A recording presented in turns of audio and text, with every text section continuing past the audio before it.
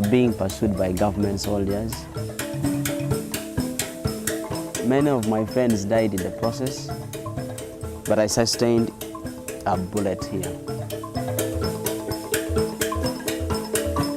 We were being taught one simple philosophy that one bullet must claim one life. With the government soldiers, their supply of ammunition was steady, so they would just fire rapidly. But for us, the principle was a single bullet must claim a life.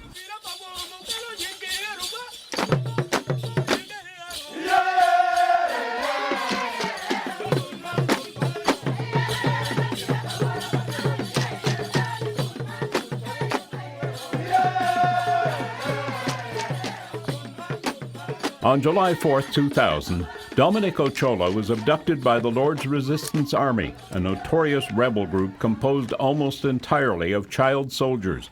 He was 14 years old. Over a decade later, as Uganda has experienced relative peace for the past 6 years, Dominic sat down for a series of interviews to share his story. With one simple message: a person's past does not have to dictate their future. I have been a former child soldier with the Lord's Resistance Army, the LRA. Currently, I work as a radio presenter.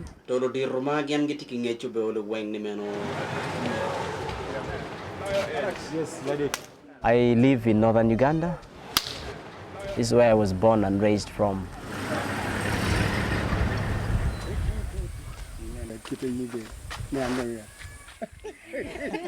We had a hut here. Actually, this is the spot where we had a big house, this one here. In 1986, that was when the LRA rebel activities started in northern Uganda. Originally, LRA Commander Joseph Kony claimed to be fighting against the Ugandan government's marginalization of his Acholi people. But since its inception, the LRA has only specialized in two things: terrorizing its own people and forcefully recruiting young children to be soldiers and sex slaves. To date, it's estimated that the LRA has killed over 100,000 people. When he was 8 years old, Dominic's parents became part of that statistic. Many were killed in the process, and my dad also, and my mom died. But I don't know whether you're able to see this burnt thing here.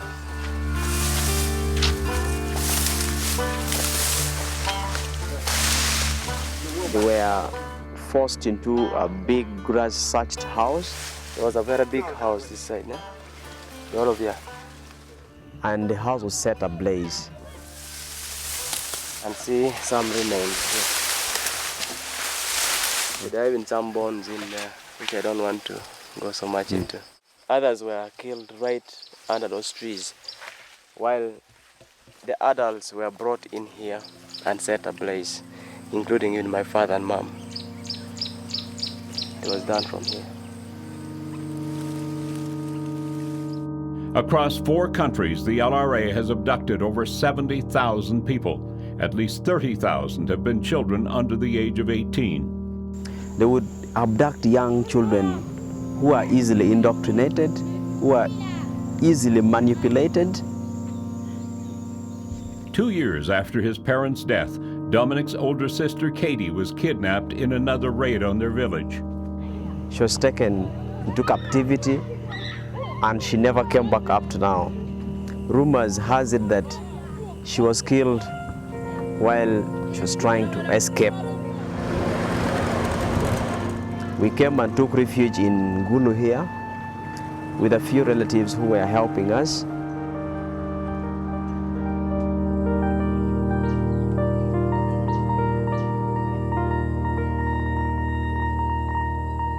She has been a very good mom. Actually, I call her even mom because she has been taking care of us for a long time.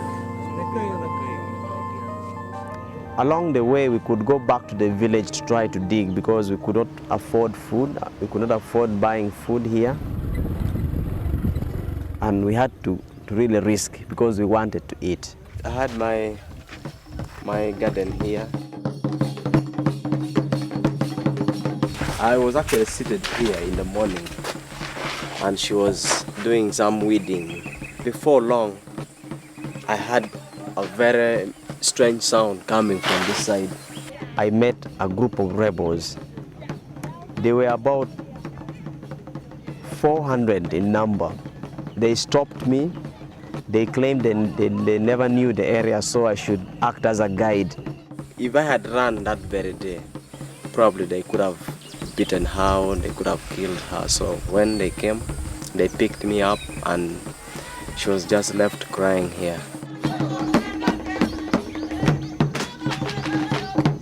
I took them, and when I asked them that, can I now go back? They told me that I was not guiding them for fun. It's high time I should know I have gotten a job to protect our village people from the government troops. At age 14, Dominic was forced to serve as a soldier in the LRA, the same group that had murdered his parents and sister. It was a group that belonged to the late O.T. Vincent, who was second in command to Joseph Kony.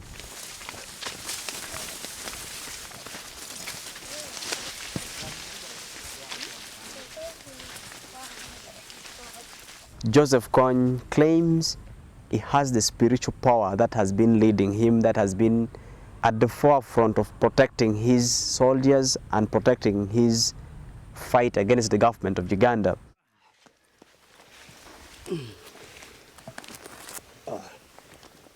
On top of the hill, there are specific holes that had been drilled.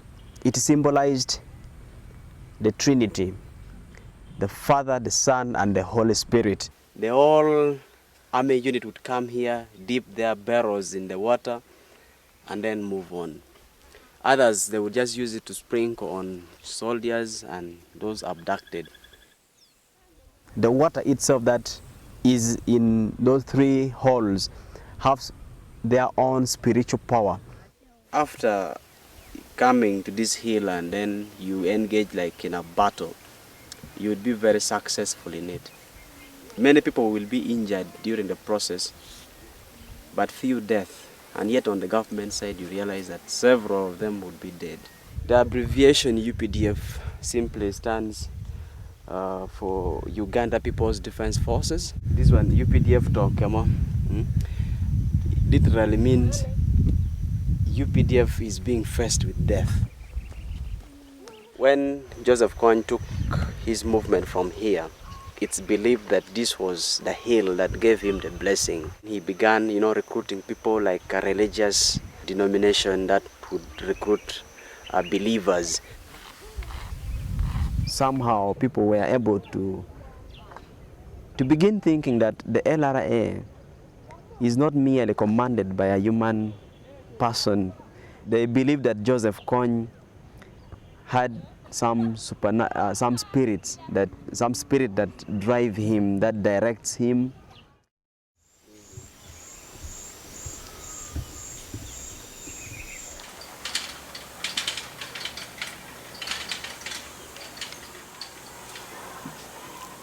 As the war intensified, civilians were evacuated from their villages, which had become the battlegrounds between the LRA and UPDF soldiers.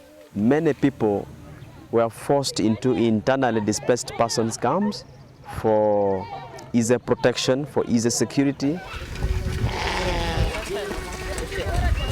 By 2005, overcrowded and underfunded IDP camps were home to more than 1.4 million people in northern Uganda. Emmanuel was one of them. Beginning life here was really a problem. The gunship was moving around, mobilizing people, showing people where to pass, what, just like that, and also trying to let the rebels not to attack the people. What amazes the civilian population is the fact that we would even go and abduct children near where they are protecting people.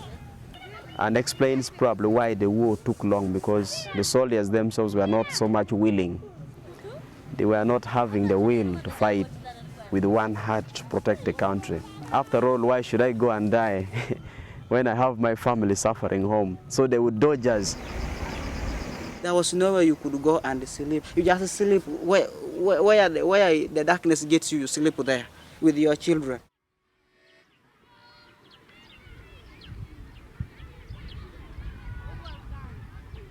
Instead of defending us from corn, why has the government left us in corn's mercy? An adult would fear to die,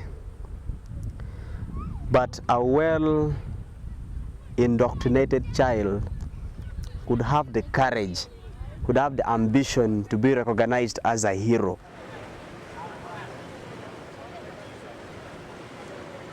They have been giving us some kind of the training, just to convert us from the spirit of civilian to be rebels.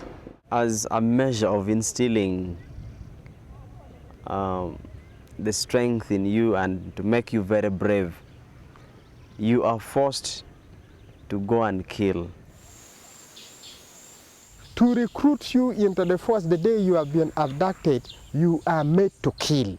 And they believe that that one strengthens your heart to stay with them. For my first time to see it badly, they forced us to kill one of my best friend also. So they put him to lie down. Then the people, they just move on him, they jump on him, just jumping only until he died. Children as young as 10 years, 8 years would be carrying guns. They would be commanded to kill, and they would kill really heartlessly. They would kill brutally. When you get abducted, they ask you to tell them your story before you join them. So you will tell them that my parents were killed, and then they will tell you, for example, Dominic, your parents were set ablaze in a hut. If you go back home, you don't have a sister. If you have relatives, probably you'll find all of them killed. We were not the ones who killed you dead. That was something done by the government forces. And for you to revenge the death of your parents, you have to fight. What Corn's rebels were doing was not affecting the government. Corn was killing his tribesmen. Corn was looting the property of his tribesmen. Corn was abducting his tribesmen. In fact, it was not affecting the government in any way.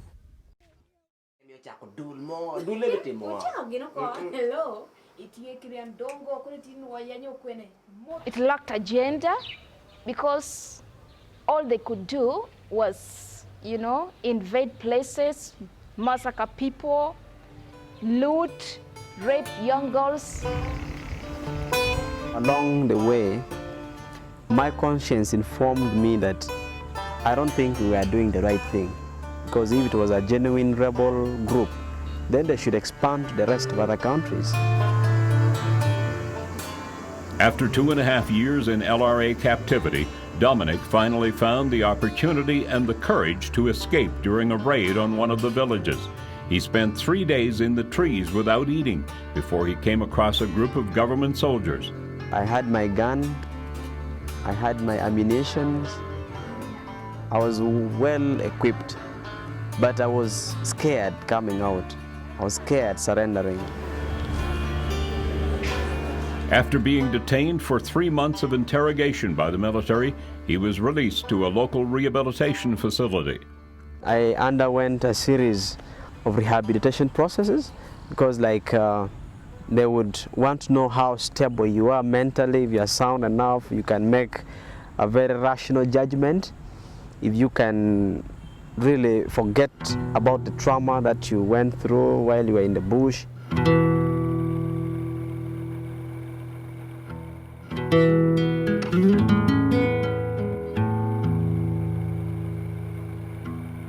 Now 17 years old and wanting to return to a normal life, the Rehabilitation Center sponsored Dominic to go back to school.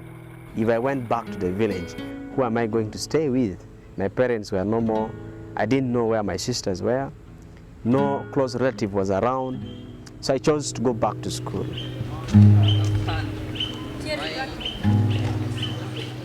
I engaged in school politics. I contested for a position of a head boy in the school. Along the way, it was very humiliating because very many people who knew I was abducted and then came back later on were stigmatizing me.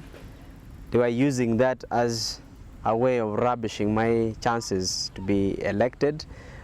They would say, if you elect Dominic, he has been in the bush, he's so wild, he would be beating you up. You know, he's very merciless, so you cannot elect such a person to lead the school. Despite the defamation used against him, Dominic was elected as the school's student representative. I wanted also to serve as an inspiration to the rest who looked at their lives and tried to shy away from participating in events like leadership positions.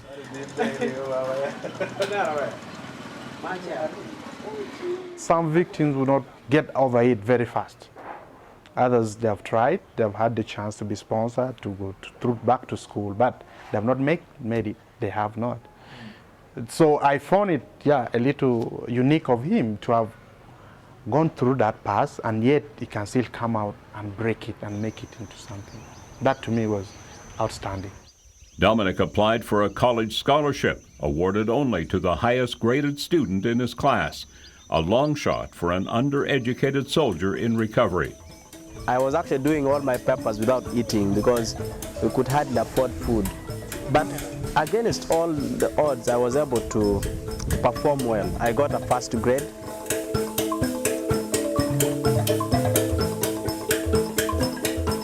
With the scholarship and assistance from friends overseas, he was able to attend college and chose to pursue a career in journalism.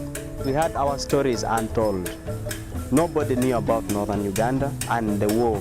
So I feel journalism would give me an opportunity to give back to my community, tell the untold story, reveal the truth. I was freelancing with so many media houses. Because of the good work that I used to do, I was then officially and formally employed by the New Vision.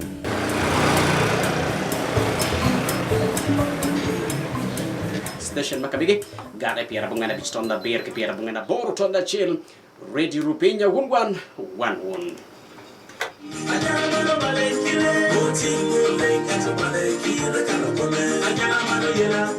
Dominic uses every afternoon to entertain and inform his recovering community. How would it affect the local person? How would it affect the local business? What would a local person want his or her leader to do for them? For his shows, I mean, people call, people thank him about what he's doing.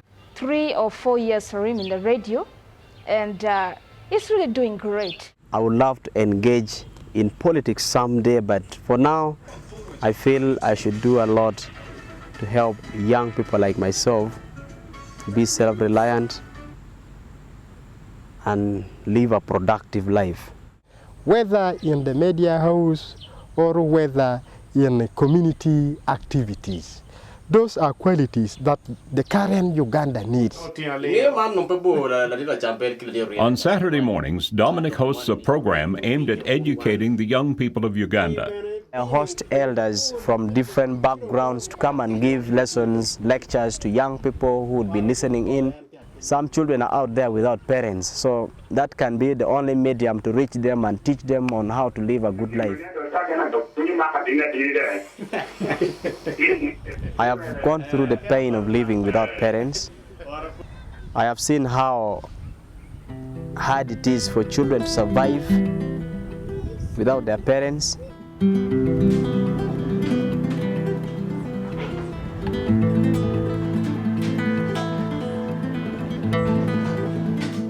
I'm a father of one. I can say I'm a single father. Shortly after finishing high school, Dominic and his longtime girlfriend conceived a baby boy. Her parents never approved of her being with a former rebel soldier and disowned the child. They treated me like a killer. That's how they looked at me, that how do you go to an ex-combatant, you get it? He was in the bush killing people. He may even end up strangling you at night. So What the family advised her was that she should deliver. After delivering, she should hand over my child and she should go back home. At 18 months old, Joshua was left for Dominic to raise on his own. In every moment of decision making, the best thing you can do is the right thing, and the worst thing you can do is nothing. To Joshua, I am more than simply a father.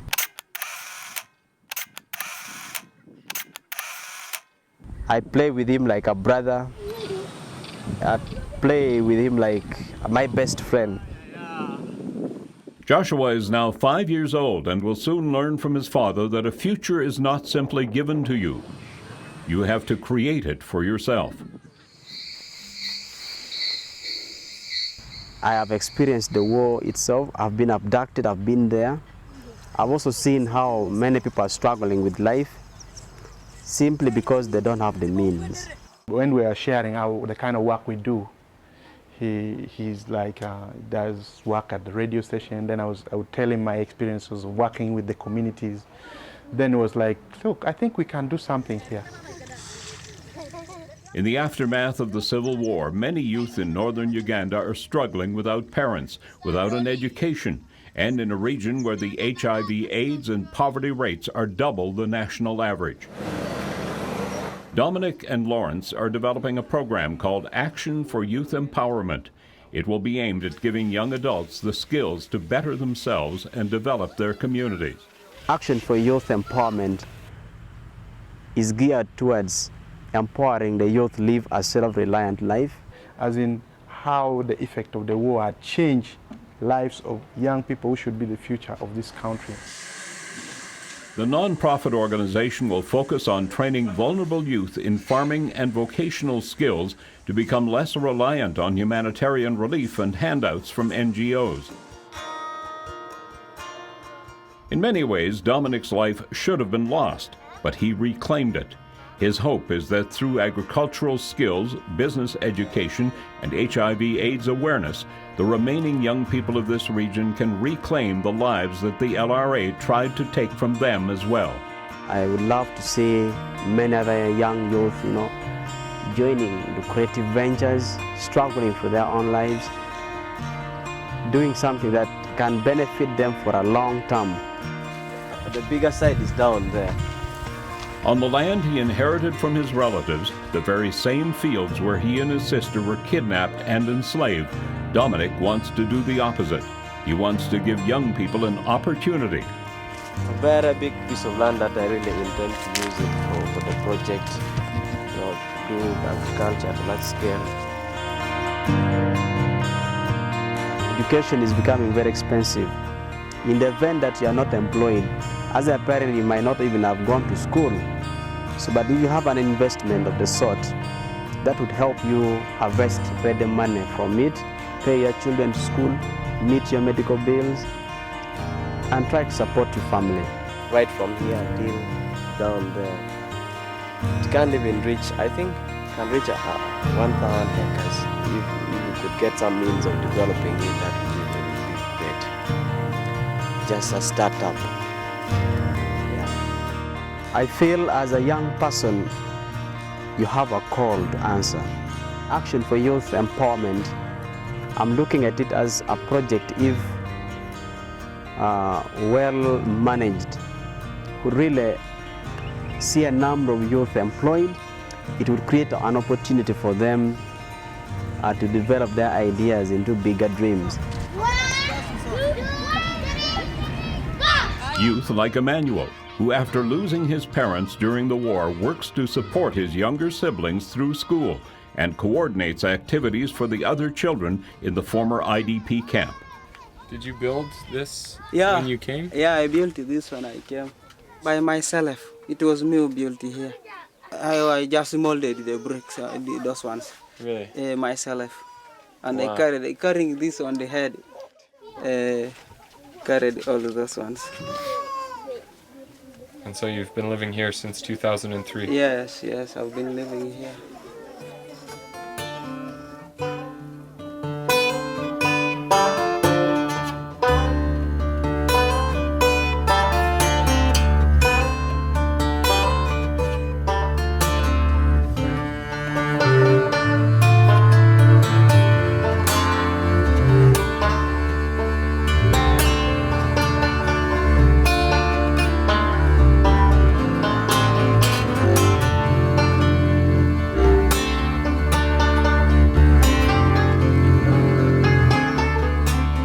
I have lived a very positive life. I don't so much dwell on the past. I have always wanted to move a step ahead each and every day. Looking at him, you can never think he went through that hell because of how he lives his life, buoyantly, without caring about yesterday. And also want to be an inspiration to so many youth, to so many children who had a similar growth, who went through a similar painful process that I went through. You read about others, they've been in the friends who have been in the same past like him, but they would not recovered so much. They have had the same opportunity. I want to give back to my community. I want to be remembered for the great things that we do. And every time I'm with him and I'm like, I've had a fair pass, and how much determination do I have to go out and take on to something?